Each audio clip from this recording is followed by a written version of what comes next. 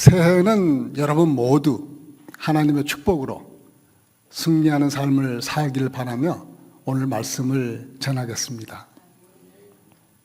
오늘 읽은 본문은 모세와 여호수아가 정복한 가나안 지역의 왕들의 명단인데, 사실은 이스라엘이 가나안 땅을 정복한 승리의 기록입니다. 이제 1절에서 6절까지를 보면 모세와 이스라엘 자손이 요단강 동편에서 헤스본 왕 시혼과 바산 왕 옥을 정복하고 그 지역을 루벤 지파와 갓 지파와 므낫세 반 지파에게 나누어 준 기록입니다. 또 7절에서부터 24절까지는 여호수아와 이스라엘 자손이 요단강 서쪽에서 정복한 땅의 왕들인데 모두 31왕이었더라고 기록되어 있습니다.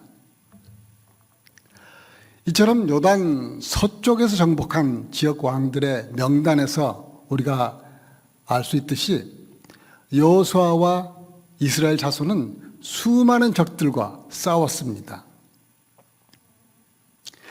그리고는 마침내 모두 승리를 하였는데, 그 비결을 오늘 살펴보면서 우리도 승리의 삶을 살기를 소망합니다. 이스라엘은 모세가 죽자 갑자기 지도력의 공백이 온 상태였습니다. 이러한 상황에서 여호수아가 이제 이스라엘 백성의 지도자로서, 그것도 가나안 입성을 위한 정복 전쟁을 해야 했으므로 그는 매우 두렵고 놀라며 힘들었을 것입니다. 그때 하나님께서 여호수아에게 말씀하시기를, 여호수아 1장 7절에 보면 오직 강하고 극히 담대하여 나의 종 모세가 너게 명령한 그 율법을 다 지켜 행하고 우로나 좌로나 치우치지 말라. 그리하면 어디로 가든지 형통하리니 이 율법책을 너 입에서 떠나지 말게 하며 주야로 그것을 묵상하여 그 안에 기록된 대로 다 지켜 행하라. 그리하면 너 길이 평탄하게 될 것이며 너가 형통하리라. 내가 너게 명령한 것이 아니냐? 강하고 담대하라. 두려워하지 말며 놀라지 말라. 너가 어디로 가든지 내 하나님 여호와가 너와 함께 하느니라 하시니라. 아멘. 그렇습니다. 이 하나님 말씀 속에 승리의 비결이 다 들어 있습니다. 이 말씀에 순종한 여호수아는 가나안 윗성을 위한 첫 관문으로 여리고성을 정탐하게 했고, 그리고 하나님의 명령에 순종하여 요단강을 건너도록 백성들에게 지시를 합니다. 요단을 건널 때 여호수아가 지시한 대로 언약궤를 맨 제사장들의 발이 물가에 잠기자 곧 위로부터 흘러내리던 요단강이 홍해가 갈라진 것처럼 멈추어 서고 백성들은 마른 땅을 건너게 됩니다. 그리고 요단을 건넌 후 여리고성에 가까운 길갈에서 할례를 행합니다. 적진을 앞에 두고 할례를 행한다는 것은 며칠간 싸울 수 없는 위험한 상태에 빠지는 일이지만 하나님의 말씀에 순종하여 행합니다. 그리고 여리고 평지에서 유월절을 지켰고 그 땅 소산을 먹은 다음 날 만나가 그쳤습니다. 모세가 인도하던 광야 생활과는 너무나 다른 새로운 국면에 접어든 것입니다. 이제 여리고성의 정복은 지금까지의 전쟁사 그 어느 기록에도 없는 하나님의 작전 계획을 여호수아가 백성들에게 명했고, 그들은 추호의 어김도 없이 순종하여 이루어낸 승리의 전쟁이었습니다. 그러나 아이성과 전쟁할 때는 작은 성이라 쉽게 생각하여 군대 일부만 보냈다가 패하고 맙니다. 이때 여호수아는 여호와 앞에 나아가 엎드려 기도했는데 하나님께서는 이스라엘 안에 불순종의 죄가 있어서 패했다는 것을 알려주시고 아간의 죄를 처리한 후에야 아이성을 정복할 전략을 말씀해 주셨는데 그 말씀대로 복병을 배치하고 결국 승리하게 됩니다. 그리고 나서 여호수아는 에발산에 한 단을 쌓습니다. 여리고성과 아이성 전투의 경험을 회상하며 순종하면 받을 복과 불순종하면 저주를 받게 하신다는 모세가 율법책에 기록한 축복과 저주의 모든 말씀을 백성들에게 재확인시킵니다. 이렇게 여호수아는 매우 성공적인 지도자이지만 기브온 거민들의 속임수에 넘어가 그들과 화친하는 실수를 범합니다. 이 실수는 하나님께 먼저 묻고 듣고 결정했어야 했는데 그렇게 하지 못했고 그저 겉으로 보이는 것만으로 멀리서 온 족속이라 생각하고 그들을 살려주는 언약을 하고 맹세를 합니다. 그 후 기브온이 이스라엘과 화친했다는 소식을 들은 예루살렘 왕이 헤브론, 야르뭇, 라기스, 에글론의 왕에게 연락하여서 남부 연합군을 만들어서 기브온을 공격을 하는데 그때 여호수아가 길갈에서부터 전군을 이끌고 와서 남부 5개국 연합군과 싸우게 됩니다. 이때도 여호와께서 여호수아에게 그들을 두려워하지 말라 말씀하시고 한 번에 남부 5개국 연합군을 이스라엘 앞에서 패하게 하셨습니다. 이때 여호수아는 태양아 너는 기브온 위에 머무르라 달아 너도 아얄론 골짜기에 그리할지어다 라는 놀라운 믿음의 선포를 했는데 하나님께서는 자연 법칙을 멈추시면서까지 여호수아에게 그대로 응답해 주셨습니다. 이렇게 이스라엘이 가나안 남방에서 가는 곳마다 승리하자 이 소식을 들은 하솔 왕은 마돈 왕, 시므론 왕, 악사방 등과 북부 연합군을 형성하여 이 왕들의 군대가 모였는데 그 모인 군대들의 수와 말과 전차의 수가 셀 수도 없이 많았다고 합니다. 마치 바닷가에 모래처럼 많은 군대가 메론 물가에 모여서 이스라엘과 싸우려고 진을 치고 있었습니다. 이렇게 북방의 왕들이 이스라엘에 대해 총력전을 펼치고 있어서 이스라엘로서는 두렵고 떨리는 상황이 아닐 수 없습니다. 그러나 이때도 여호와께서 여호수아에게 말씀하셨습니다. 그들을 두려워하지 말라. 내가 내일 이맘때에 그들 모두를 이스라엘 앞에서 죽일 것이다. 너는 그들이 가진 말의 다리를 부러뜨리고 그들이 소유한 모든 전차를 불에 태워라. 이렇게 말씀하셨습니다. 이렇게 북부 연합군에 대한 싸움도 하나님께서 지시하시고 여호수아는 순종하여 그들을 모두 물리치고 승리하게 됩니다. 그리고 여호수아 11장 23절에 보면 이와 같이 여호수아가 여호와께서 모세에게 말씀하신 대로 그 온 땅을 점령하여 이스라엘 지파의 구분에 따라 기업으로 주매 그 땅에 전쟁이 그쳤더라고 기록하고 있습니다. 여호수아서를 보면은 하나님께서 약속하신 것은 반드시 지키시는 분임을 그 결과로서 우리가 알 수 있습니다. 그 약속은 하나님께서 아브라함과 맺으신 약속인데 창세기 15장 18절에서부터 21절을 다 함께 읽어보겠습니다. 18절 그날에 여호와께서 아브라함과 더불어 언약을 세워 이르시되 내가 이 땅을 애굽 강에서부터 그 큰 강 유브라데까지 너 자손에게 주노니 곧 겐 족속과 그니스 족속과 감몬 족속과 헷 족속과 브리스 족속과 르바 족속과 아모리 족속과 가나안 족속과 기르가스 족속과 여부스 족속의 땅이니라 하셨더라. 아멘. 이처럼 하나님의 약속은 어떤 상징이나 개념이 아니고 실질적이고 실체인 땅을 말씀하신 것입니다. 아브라함 자손들에게 땅을 주신 것은 하나님께서 아브라함에게 하신 약속을 지키신 것입니다.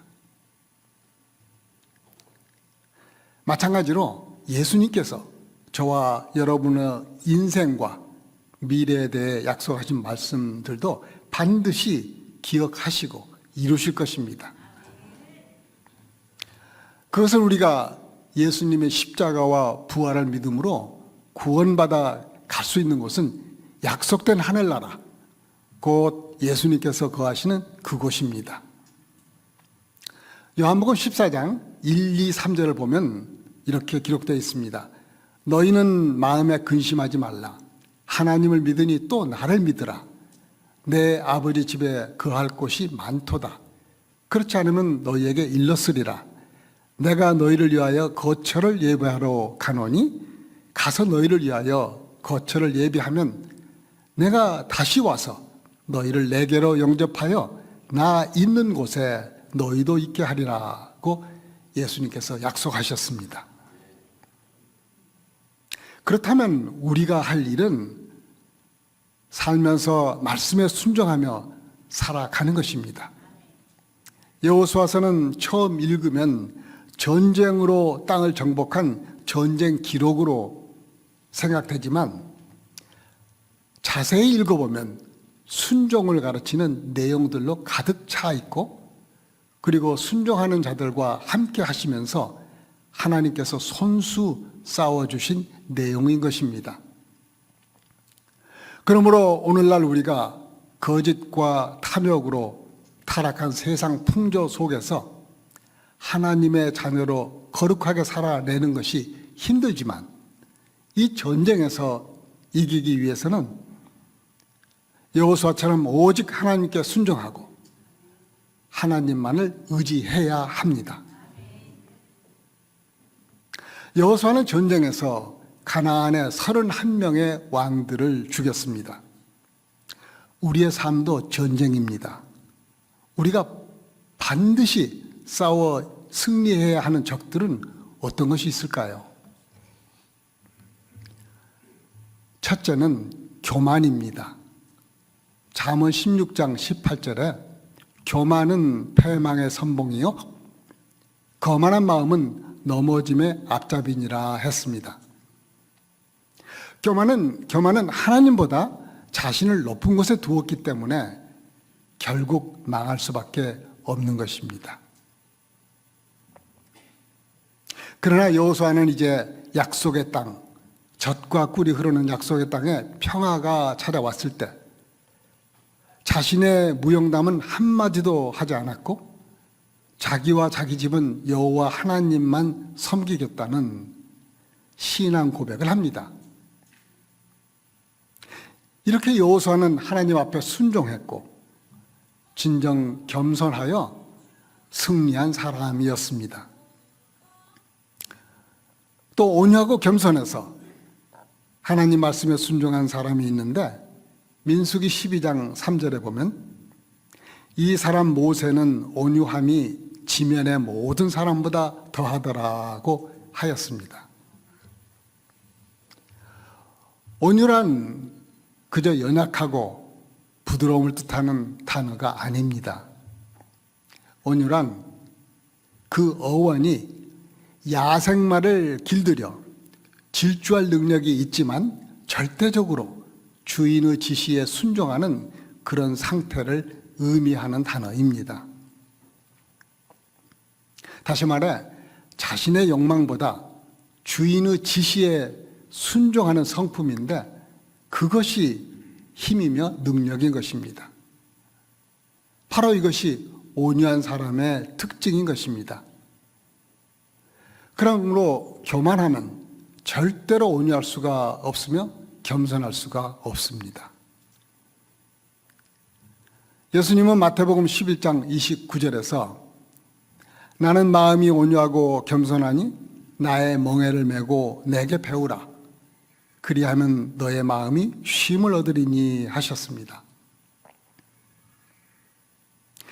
마음이 쉼을 얻는다는 것은 진정한 해방과 기쁨을 누리는 안식을 의미합니다. 우리 모두가 이런 축복을 누리기를 바랍니다. 이제 우리가 반드시 이겨야 할 두 번째 적은 탐욕입니다.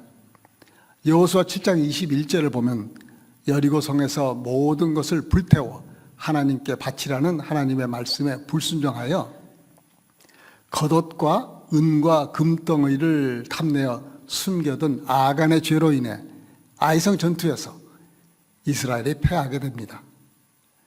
탐욕을 못 이겨 하나님 말씀에 불순종한 결과였습니다. 야고보서 1장 15절에 욕심이 잉태한 즉 죄를 낳고 죄가 장성한 즉 사망을 낳느니라고 했습니다. 우리 모두는 우리를 결국 사망으로 이끄는 탐욕을 정복해야 합니다. 셋째로 우리가 반드시 이겨야 할 적은 게으름, 곧 나태입니다. 게으름은 사탄의 강력한 무기입니다. 한 번은 악마들이 모여서 어떻게 하면 기독교인들을 실족시키느냐라는 주제로 회의를 했다고 합니다. 한 젊은 악마는 간단합니다. 그들을 전부 죽이면 됩니다. 라고 말하자 늙은 악마는 옛날에 기독교인들을 많이 죽여보았지만 한 사람을 죽이면 순교의 피가 씨가 되어 기독교인들이 수천 수만으로 늘어났다고 대답을 했습니다. 다른 젊은 악마는 그러면 죽이지 말고 감옥에 가두면 그들이 전도하러 돌아다니지 못할 거 아닙니까? 라고 말했습니다. 그러자 늙은 악마는 감옥에서 모두 기도하기 때문에 그것도 역시 쓸데없는 방법이라고 대답했습니다. 그때 간교한 늙은 마귀가 꾀를 하나 냈는데 그것은 예수를 잘 믿게 하고 기도를 하게 하고 성경을 읽게 하고 전도를 하게 하고 사랑하게 하는 등 자유를 주자는 것입니다. 그런데 여기 한 가지 더 주는데 그것은 오늘은 불편하니까 내일부터 하자라는 게으른 마음을 심어주자는 것이었습니다. 그렇습니다. 게으른 마음은 악마의 가장 강력한 무기 중 하나입니다. 그러나 부지런한 사람에게 악마의 계획에는 힘이 없고 무효가 되는 것입니다. 힘을 잃고 맙니다. 여호수아는 전쟁으로 바쁜 중에도 여호수아 1장 8절을 보면 이 율법책을 너 입에서 떠나지 말게 하며 주야로 그것을 묵상하여 그 안에 기록된 대로 다 지켜 행하라. 그리하면 너 길이 평탄하게 될 것이며 너가 형통하리라 하신 하나님의 말씀대로 주야로 하나님 말씀을 묵상하고 지켜 행하였습니다. 그는 이러한 순종으로 그의 평생에 그를 능히 당할 자가 없는 형통의 축복을 약속대로 받았습니다. 매일 주야로 말씀 묵상과 그 말씀을 지켜 행한다는 것은 게으른 사람은 절대로 할 수 없는 것입니다. 사람은 편안하면 게을러질 수 있습니다. 그러나 하나님은 이 악하고 게으른 종아라고 게으름을 질책하십니다. 하나님께서는 우리 각자에게 주신 달란트가 있습니다. 우리는 받은 달란트를 가지고 착하고 충성된 종이라는 말을 들을 수 있도록 충성의 DNA를 심어야겠습니다. 그러기 위해서는 게으름을 정복해야 합니다. 그런데 우리가 정복해야 할 이 싸움은 눈에 보이는 전쟁이 아니고 눈에 보이지 않는 속이는 영, 미혹의 영, 세상의 풍조로 넘어지게 하는 악한 영과 싸워야 하는 영적 전쟁입니다. 이것을 정복하기 위해 하나님께서는 말씀을 주야로 묵상하고 지키라고 하십니다. 우리가 해야 할 일이 바로 그것입니다. 또한 영적 전쟁에서 하나님의 지시를 받는 것이 매우 중요합니다. 전쟁 때 일선 소대에는 반드시 통신병이 있어서 본부와 끊임없이 연락을 하며 상황을 보고하고 지시를 받습니다. 보급품도 지원받고 적의 상황도 수시로 알면서 전진할 수 있습니다. 통신이 끊어지면 그 소대는 살아남을 가망이 없습니다.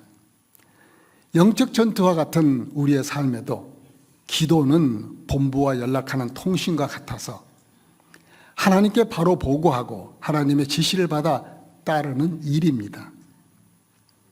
그래서 바울은 쉬지 말고 기도하라고 했습니다. 그것이 살 길이기 때문입니다. 적이 아무리 강하고 무서운 상대라도 하나님은 그들보다 더 강하시기 때문에 우리는 기도를 통해 하나님의 권능을 얻어 영적 전쟁에서 승리할 수 있는 것입니다. 여호수아 10장 42절을 보면 이스라엘의 하나님 여호와께서 이스라엘을 위하여 싸우셨으므로 여호수아가 이 모든 왕들과 그들의 땅을 단번에 빼앗으니라고 하였습니다. 이것은 하나님께서 함께 하시며 하나님께서 손수 싸워 주셨기 때문입니다. 그러므로 우리는 이렇게 신실하신 하나님을 늘 생각하고 감사하며 또 기쁘시게 해드리는 저와 여러분이 다 되시기를 바라며 말씀을 마치겠습니다. 기도하겠습니다. 하나님 아버지, 새해를 맞이하여 하나님의 말씀을 주야로 묵상하고 지켜 행하게 하옵소서. 그리고 우리 마음속에 있는 교만과 탐욕과 나태를 멀리하게 하옵시고, 그래서 주 안에서 영적으로 승리하는 삶을 살 수 있도록 인도하여 주옵소서. 지금은 우리 주 예수 그리스도의 은혜와 하나님 아버지의 한없는 사랑과 성령님의 감화 감동하심이 여호수아와 같이 순종함으로 승리의 삶을 살기로 결심하는 성도들에게, 그리고 이 나라 이 민족 위에 지금부터 영원토록 함께 하시기를 간절히 축원하옵나이다. 아멘.